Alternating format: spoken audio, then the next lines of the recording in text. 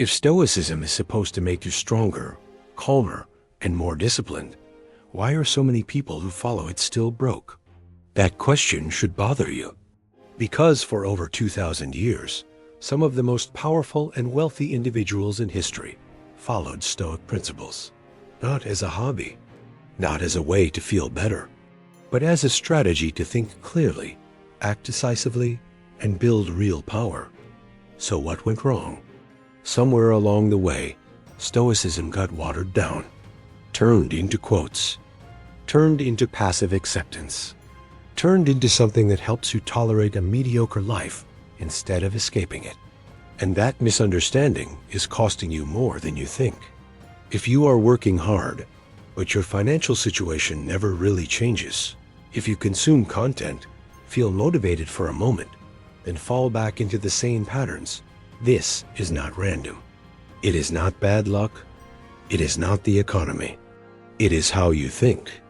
In this video, you are going to see the real reason why Stoic people quietly build wealth while others stay stuck. You will see the mistakes that look harmless but slowly destroy your financial progress.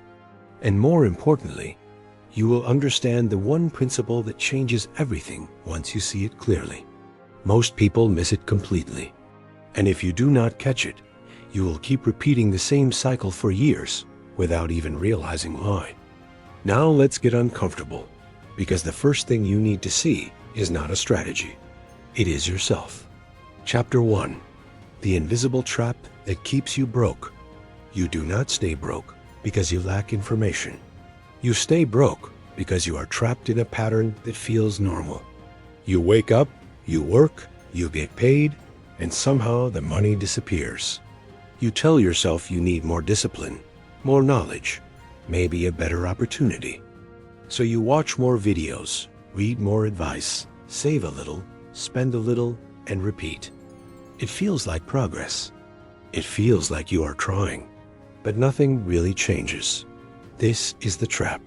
And Stoicism, when misunderstood, makes it worse.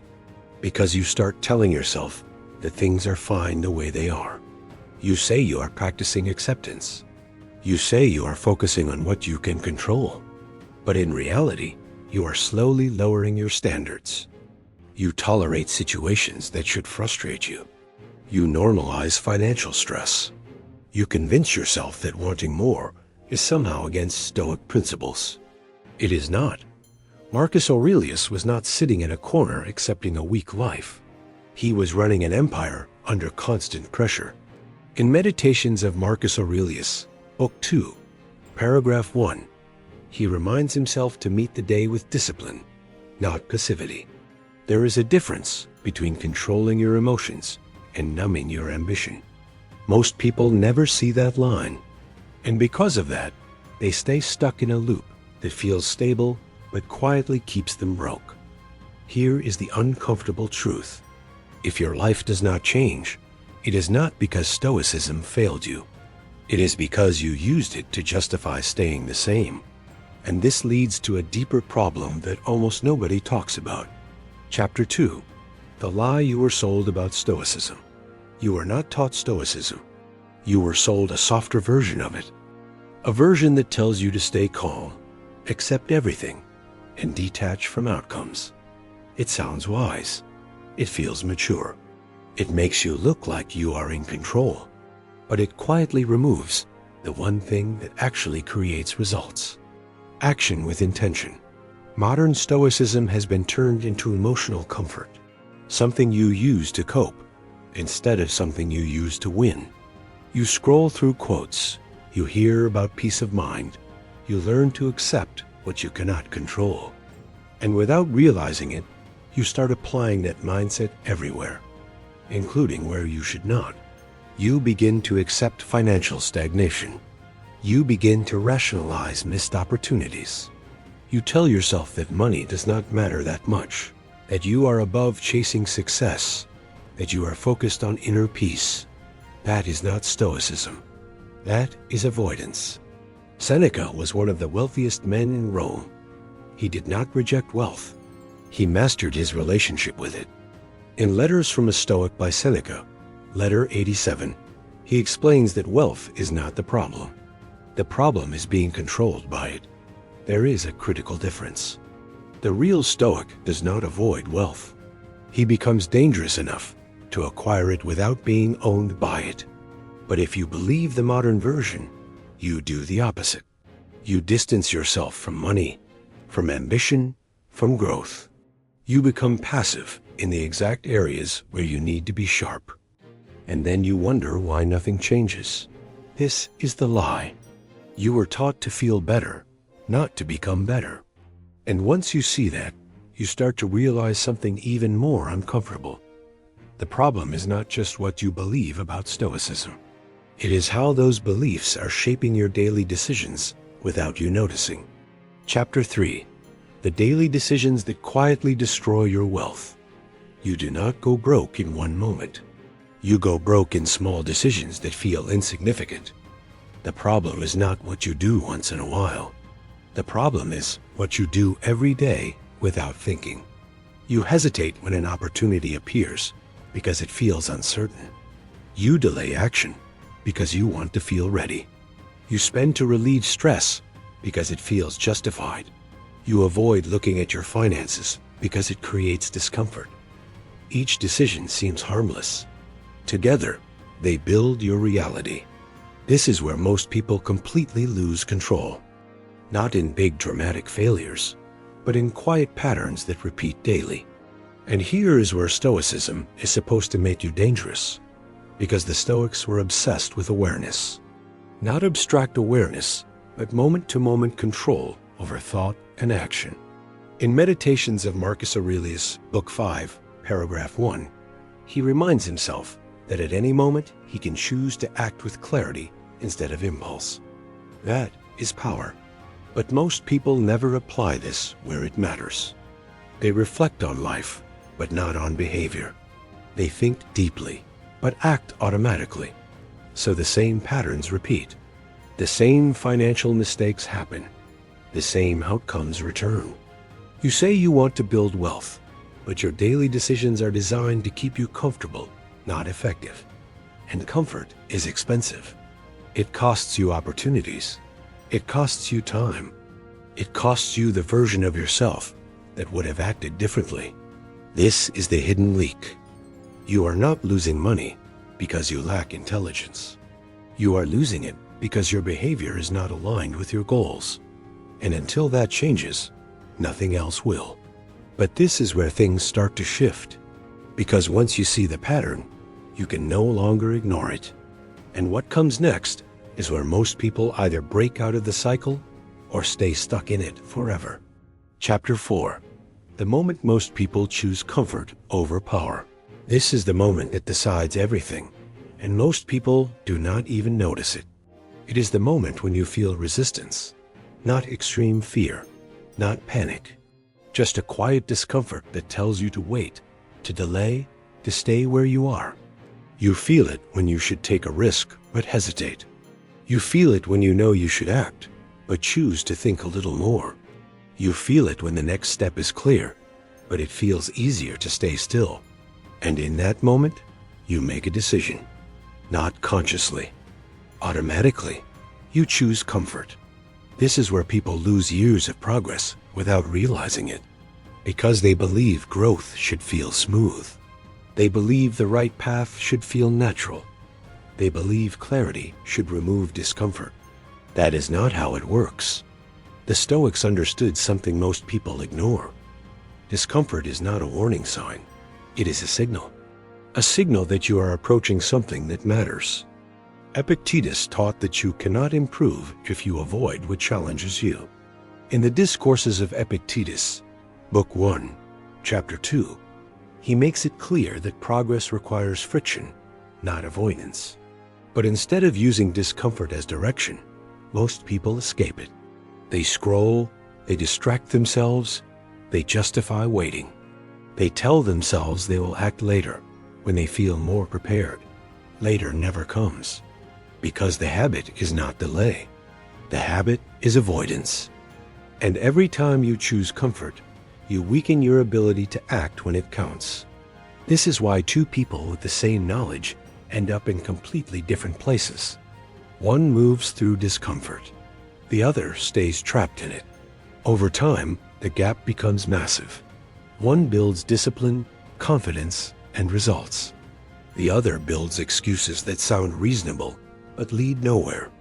And if you are honest, you already know which side you have been on. But here is where everything starts to change. Because once you stop avoiding discomfort, you gain access to something most people never develop. Control. Chapter 5. The real Stoic principle that changes everything. Control is not about controlling your environment. It is about controlling your response when it matters most. This is where real Stoicism begins, and where most people completely fail. They try to control outcomes. They try to predict the future. They try to avoid risk. And when things do not go as planned, they hesitate, overthink, or freeze. But the Stoics trained for something different. They trained for control under pressure. In Meditations of Marcus Aurelius, Book 8, paragraph 36, he reminds himself that the mind becomes what it repeatedly does. Not what it intends, not what it plans, what it actually does in real moments. That is the difference. Wealth is not built on ideas. It is built on decisions made under pressure. When there is uncertainty, do you act or wait? When there is risk, do you move forward or step back? When there is discomfort, do you engage or escape? These moments define everything. The Stoic principle is simple, but brutal in practice. You focus only on what you can control, and then you execute without hesitation. Not when you feel ready. Not when everything is clear, when it is required. Because clarity comes after action, not before it. This is what gives Stoic thinkers an unfair advantage.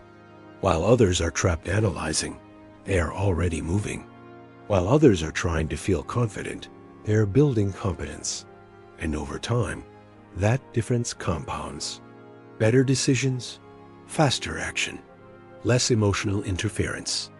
That is how wealth is built quietly. Not through motivation, but through controlled behavior repeated consistently. And once you understand this, you realize something critical. The gap between where you are and where you want to be is not knowledge. It is execution under pressure. And that leads to the next question. If this principle is so powerful, why do most people still fail to apply it? Chapter 6. Why you still don't apply it. You understand the principle. You know you should act. You know you should stay disciplined, control your reactions, and execute under pressure. And yet, you do not. Not consistently. This is where most people lie to themselves. They say they lack motivation. They say they need more time, better conditions, a clearer plan. That is not the problem. The real problem is that your identity is still attached to comfort. You are not acting like someone who builds wealth. You are thinking like someone who protects what is familiar. And that shows up in small ways. You avoid decisions that could expose you to failure. You hesitate when there is uncertainty. You delay action because it threatens the version of yourself that feels safe. This is not about discipline. This is about who you believe you are. The Stoics understood that behavior follows identity. In Discourses of Epictetus, Book 2, Chapter 9, he makes it clear that a person acts according to the role they accept for themselves. If you see yourself as someone who struggles financially, your actions will reflect that. Even when you try to change, you will unconsciously return to what feels normal. That is why progress feels temporary. You improve for a short time, then fall back, because your identity pulls you back into alignment. And until that changes, nothing else will hold. This is why most people stay stuck for years. Not because they lack knowledge, but because they never redefine themselves at a fundamental level. They try to change results without changing identity, and that never works. But once you shift this, everything starts to move faster, because now your actions are no longer forced. They become natural. And this is where the transformation actually begins. Chapter 7. The shift that turns discipline into default behavior. The moment your identity changes, discipline stops feeling like effort and starts feeling like alignment. You no longer ask yourself if you should act. You act because not acting would feel wrong. This is the shift most people never reach. They rely on motivation. They depend on temporary bursts of focus. They try to force consistency through willpower. That approach always breaks because willpower is unstable. It fades under pressure. It disappears when things get uncomfortable. The Stoics approached this differently. They trained their perception. In Meditations of Marcus Aurelius, Book 6, paragraph 50, he reflects on the importance of seeing things as they truly are, without distortion. That means stripping away emotion, excuses, and narratives that weaken action. When you do that, something changes. You stop seeing difficult actions as painful. You start seeing them as necessary. You stop negotiating with yourself. You stop delaying decisions. You stop waiting for the perfect moment. You move. And this is where discipline becomes automatic, because your standard is no longer based on how you feel. It is based on who you are. A person who builds wealth does not wait for motivation to manage money properly. A person who builds wealth does not hesitate to act on opportunities. A person who builds wealth does not avoid discomfort. They operate from a different baseline. And once you adopt that baseline, your results begin to reflect it. Not instantly, but consistently. Small actions start to compound. Better decisions start to stack. Momentum begins to build. And this is where most people start to notice a real shift. Not in what they know, but in how they behave. But there is still one critical piece missing.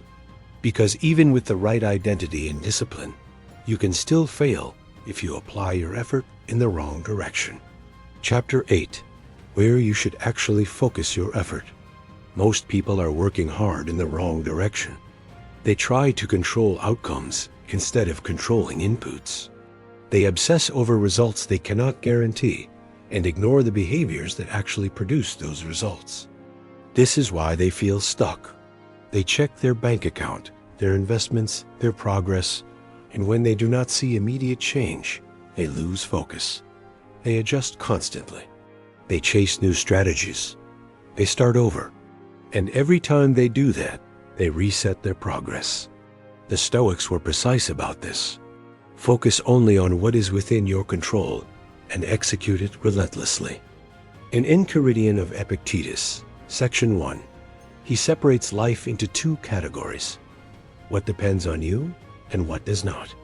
Your actions, your discipline, your decisions belong to you. Outcomes do not. This is not philosophical. This is practical. You cannot control the market, but you can control your consistency.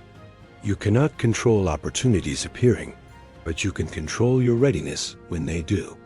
You cannot control how fast results come, but you can control whether you keep moving. This is where real leverage is created. When your focus shifts from outcomes to execution, you remove emotional volatility. You stop reacting to short-term results. You stop making impulsive decisions. You become stable. And stability in behavior leads to growth in results. This is why Stoic thinkers build wealth quietly. They are not chasing quick wins. They are building systems of behavior that produce results over time. While others are distracted, they are consistent. While others are reacting, they are executing. And over time, that difference becomes impossible to ignore. But there is one final realization that ties everything together. Because if you miss this, you risk falling back into the same cycle again. Chapter 9. The final realization that changes everything. You are not broke because of your circumstances. You are broke because of your standards. That is the part most people avoid. It is easier to blame the economy, your job, your background, or bad timing. It is easier to believe that something external is holding you back. But if you look closely, your life reflects what you tolerate. You tolerate financial chaos. You tolerate inconsistency. You tolerate avoiding decisions that matter. You tolerate staying in patterns that keep you comfortable but stuck. And every time you tolerate it, you reinforce it. The Stoics were ruthless about this. They did not just observe their lives, they judged them. They questioned their actions, their discipline, their standards. They did not accept weakness as something normal. They corrected it. In Letters from a Stoic by Seneca, letter 28, he makes it clear that progress requires confronting yourself honestly, without excuses or illusions. That is where most people stop, because it is uncomfortable. It forces you to admit that you are responsible, not partially, completely. And that realization is heavy, but it is also freeing, because the moment you accept full responsibility, you gain full control. Now your progress is no longer dependent on external conditions. It is dependent on your standards and your actions. And those are things you can change immediately. This is the difference between people who stay stuck and people who move forward. One group waits for better conditions. The other becomes better regardless of conditions. And over time, that difference creates two completely different lives. So the real question is not whether Stoicism works. The real question is whether you are willing to apply it at the level required. Because if you are, everything changes. If you are not, nothing will. Chapter 10. The line that separates you from everyone else.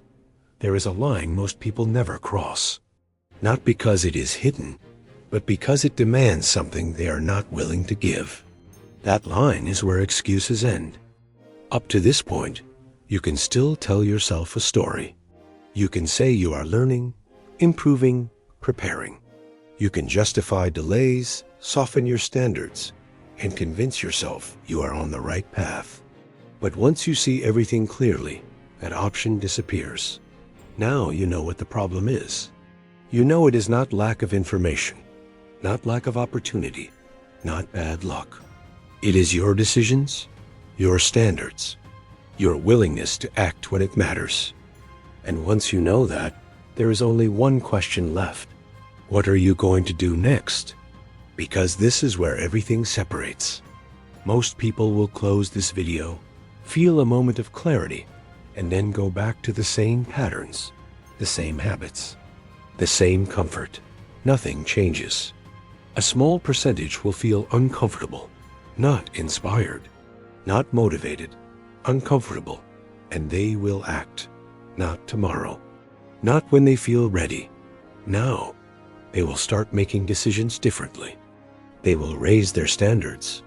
They will stop negotiating with themselves. And over time, the results will reflect it. This is the line. On one side, you stay exactly where you are, repeating the same cycle with better explanations.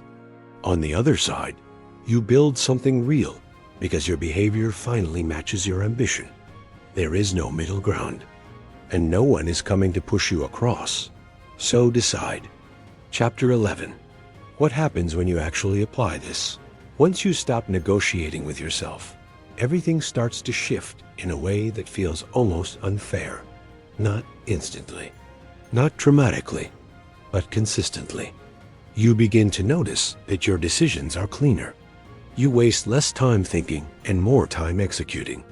You stop chasing distractions because they no longer align with who you are trying to become.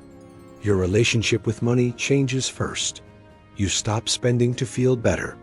You start allocating with intention. You become aware of where every dollar goes, not out of fear, but out of control. Then your behavior compounds. You act on opportunities faster. You recover from mistakes quicker. You stop overreacting to short-term losses because your focus is no longer on immediate outcomes. It is on long-term execution. This is where most people fall behind without realizing it. They react emotionally. You respond strategically. They hesitate. You move. They wait for certainty. You operate in uncertainty. Over time, the gap becomes impossible to close. This is exactly what the Stoics trained for. In Meditations of Marcus Aurelius, Book 4, Paragraph 3, he reminds himself that the quality of your life depends on the quality of your actions, repeated daily without compromise. That is the mechanism. Not motivation, not luck, not external validation. Controlled action, repeated long enough to produce results. And once you reach this point, something interesting happens. You stop thinking about whether Stoicism works, because now you are the proof. Chapter 12. The only thing left to do. At this point, there is nothing new for you to learn. You already know what keeps you stuck. You already see the patterns, the excuses, the moments where you choose comfort over progress. The difference now is awareness. And awareness removes your ability to pretend. From here on, every decision becomes clear. Not easy, but clear. You will know when you are avoiding action. You will know when you are lowering your standards. You will know when you are drifting back into old patterns. And that is where the real work begins. Because change is not built in big moments. It is built in the decisions no one sees. The moment you wake up and choose discipline over distraction. The moment you face something uncomfortable and move forward instead of stepping back. The moment you act without waiting to feel ready. That is where your future is decided. The Stoics did not wait for transformation. They practiced it daily, in small, controlled actions that aligned with who they chose to become. And that is the only thing left for you to do. Not think more, not plan more. Act. Raise your standards. Take control of your behavior. Stop tolerating what keeps you stuck. Because the gap between where you are and where you want to be is no longer a mystery. It is a decision, repeated daily.